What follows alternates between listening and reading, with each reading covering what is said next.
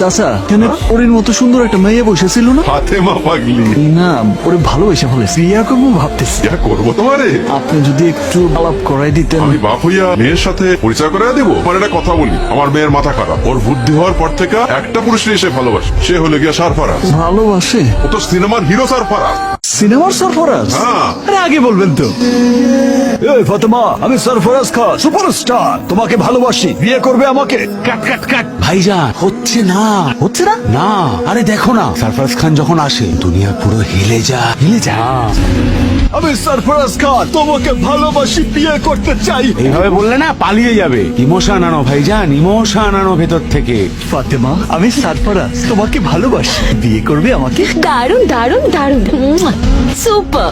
তাইলে বিয়েটা পাক্কা? ধরতেই পারেন, কিন্তু আমার কয়েকটা শর্ত আছে। কি শর্ত? একটা হলো বিয়ের পর আমায় নিয়ে গিয়ে সরফরাজের সব cinema first day first show দেখাতে হবে। আর?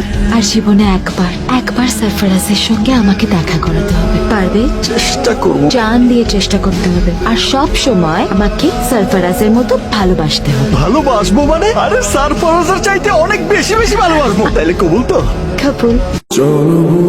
কবুল। কবুল। জান, কোথায় গেলা? ইমা, এ কি পড়েছো? এই জামা পরে কেউ কাজে যায়? আমি তো প্রতিদিনই এই জামা পরে কাজে যাই। সরফরাজ এইভাবে কখনো যায় না। আর এটা কি চুল করেছো? সরফরাজকে দেখেও একটু শিখতে পারলে না? ঠিক আছে বাবা, আজ কাজ থেকে বাড়ি আসি, তারপর তোমার সাথে নিয়ে মার্কেটে গিয়া তোমার পছন্দ মতো কাপড় কিনে নিয়ে আসবো। সেলুনে গিয়া চুলও কাটায় আসবো, একদম সরফরাজের মতো। আসি তাহলে। এই কি? আবার কি? এইভাবে কেউ বেরিয়েছে? তুমি না কিচ্ছু জানো না। সরফরাজ কাজে যাওয়ার সময় বউকে এমন করে জড়িয়ে ধর, তারপর আস্তে আস্তে করে গালে চুমু খায়, তারপর ওরে এমনি করে তুইলা এমনি করে ঘুরতে থাকে।